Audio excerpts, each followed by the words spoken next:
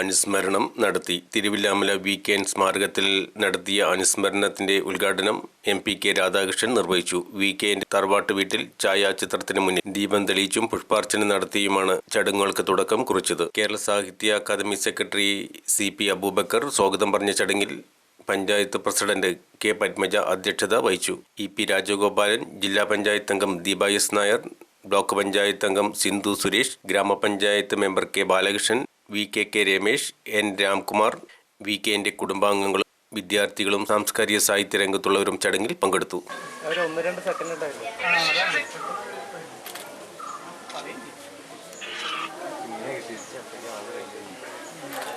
ുള്ള ചിന്തയുടെയും മഹാത്ഭുത പ്രതിഭ VKN വിട പറഞ്ഞിട്ട് 21 വർഷം തികയുകയാണ്.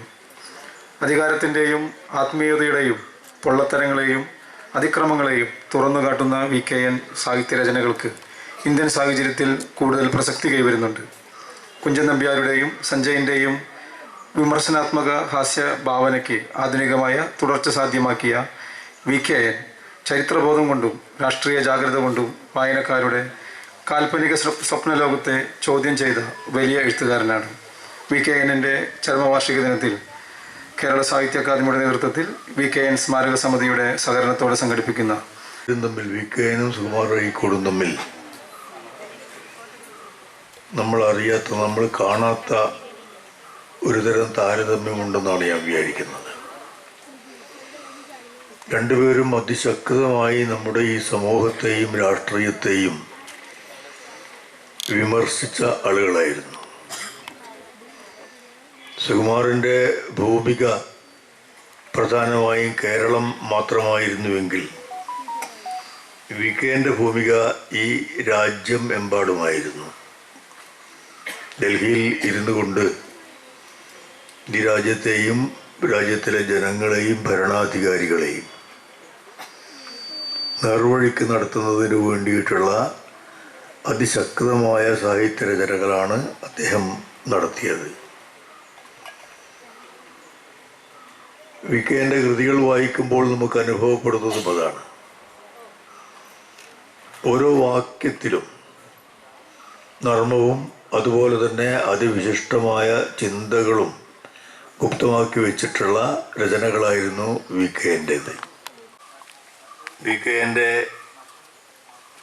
അനുസ്മരണ ദിനമായി ഇന്നത്തെ ദിവസത്തിൻ്റെ ഒരു പ്രാധാന്യമുണ്ട്. 25 ജനുവരി 25 2025 ജനുവരി 25 മഹാനായ എഴുത്തുകാരനെ അനുസ്മരിക്കുന്നതിന്. നമ്മുടെ രാഷ്ട്രീയത്തിനും സമൂഹത്തിനും വലിയ സംഭാവനകൾ നൽകിയ എഴുത്തുകാരനെ അനുസ്മരിക്കുന്നത്. സ്വാഗത പ്രസംഗത്തിൽ ശ്രീ അബൂബക്കർ സാറ് വളരെ വിശദമായി സംസാരിക്കുകയുണ്ടായി. അതുപോലെ തന്നെ ഇനി അനുസ്മരണ പ്രഭാഷണം നടത്തുന്ന രാജഗോപാലൻ സാറ് അതിലേക്കാൾ കൂടുതൽ അദ്ദേഹത്തെ ഓർമ്മിപ്പിക്കും. ഓരോ ഓർമ്മ ദിനങ്ങളും കഴിയുമ്പോഴാണ് അദ്ദേഹത്തിനെ കുറിച്ച് കൂടുതൽ അറിയാൻ വേണ്ടി കഴിയുന്നത്.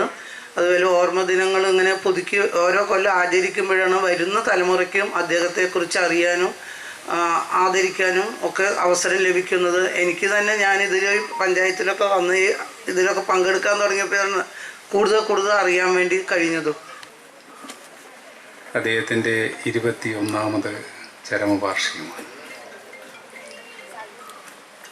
നമ്മുടെ രാജ്യത്ത് തന്നെ ഏറ്റവും കൂടുതൽ അറിയപ്പെട്ട ഒരു ഹാസ്യ സാഹിത്യകാരൻ ആയിരുന്നു ശ്രീ VKN ജീവിച്ച കാലഘട്ടത്തിലും നമ്മെ വിട്ടുപിരിഞ്ഞ് 21 വർഷം തികയുമ്പോഴും അദ്ദേഹത്തെ വ്യത്യസ്ത രീതിയിൽ നമ്മുടെ സമൂഹം നോക്കിക്കാണുകയാണ്. ജീവിച്ച കാലഘട്ടത്തിൽ അദ്ദേഹം എഴുത്തിലൂടെ നമ്മെ വലിയ രീതിയിൽ പ്രചോദിപ്പിച്ചിരുന്നു. ഓരോ കാര്യങ്ങളെ സംബന്ധിച്ചും അദ്ദേഹം വ്യത്യസ്ത രീതിയിലാണ് സമൂഹത്തെ ഓർമ്മപ്പെടുത്തിയത്. തമാശയിലൂടെ കാര്യഗൗരവത്തോടുകൂടി ഭരണകൂടങ്ങളെയും അതുപോലെ തന്നെ സമൂഹത്തെയും അദ്ദേഹം ഓരോ ഘട്ടത്തിലും ഓർമ്മപ്പെടുത്തിക്കൊണ്ടിരുന്നു. അദ്ദേഹമായിട്ട് നേരിട്ട് ഇടപെടാൻ മിക്കവാറും അവസരങ്ങൾ കഴിഞ്ഞിട്ടുണ്ട്. ഇപ്പം ഡൽഹി കേന്ദ്രീകരിച്ച് ഇപ്പം അടുത്ത ദിവസമാണ് ഓംചേരി അദ്ദേഹം വിട പറഞ്ഞു. അദ്ദേഹത്തിൻ്റെ അനുസ്മരണ സമ്മേളനത്തിൽ പങ്കെടുക്കാനുള്ള അവസരം ഉണ്ടായി. ആ സന്ദർഭത്തിലും VKN ഡൽഹിയിൽ പ്രവർത്തിക്കുന്ന സന്ദർഭത്തിൽ അദ്ദേഹം അവിടെയുള്ള സൗഹൃദ സദസ്സുകളിൽ പറഞ്ഞ കാര്യങ്ങളെല്ലാം പല ആളുകളും ഓർമ്മിപ്പിക്കുന്നത് കേൾക്കാനിടയായി. എല്ലാ കാര്യങ്ങളും തുറന്നു പറയാനുള്ളൊരു ആർജവം അദ്ദേഹം കാണിച്ചു. അത് ഭരണകൂടത്തിൻ്റെ തെറ്റായ നിലപാടുകൾ, അതുപോലെ നമ്മുടെ സമൂഹത്തിൽ നിലനിൽക്കുന്ന തെറ്റായ നിലപാടുകളെല്ലാം തന്നെ അർത്ഥശങ്കയ്ക്ക് ഇടയിൽ നൽകാത്ത രീതിയിൽ അദ്ദേഹം തുറന്ന് പറഞ്ഞു. അത് തീർച്ചയായിട്ടും നമ്മുടെ സമൂഹം അത് വിലമതിക്കുകയും ചെയ്തു.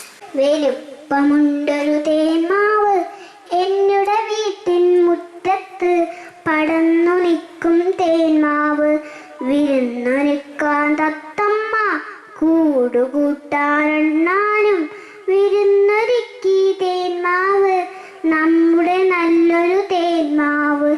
ചക്കര മാമ്പഴമുണ്ടല്ലോ, കളിയോ ഞാറോ ഉണ്ടല്ലോ, കളിയും ചെറിയും ബഹളവുമായി സന്തോഷത്തിൻ നാളുകളായി.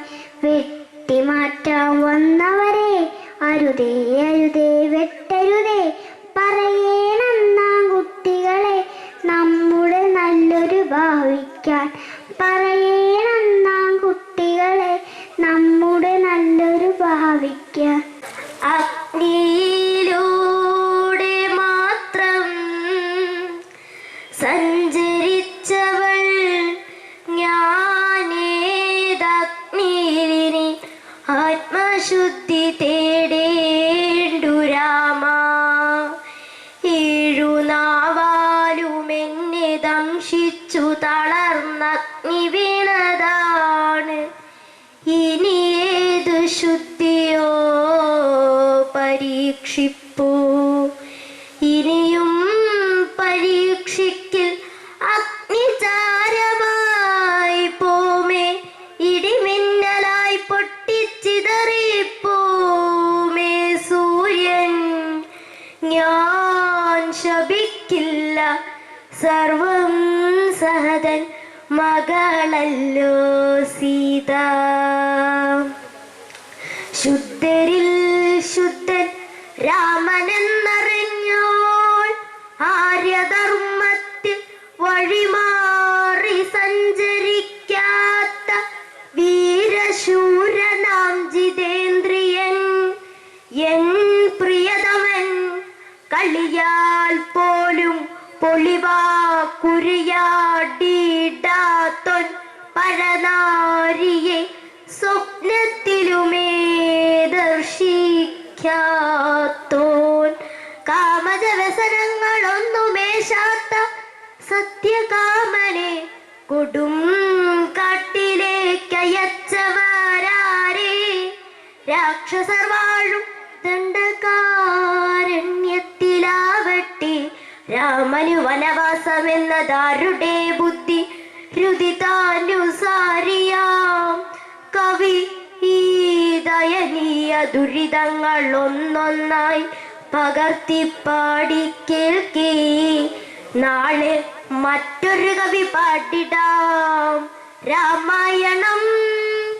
ഭീതിതം ഒരു പാവക്കൂത്തിന്റെ പാഠാന്തരം.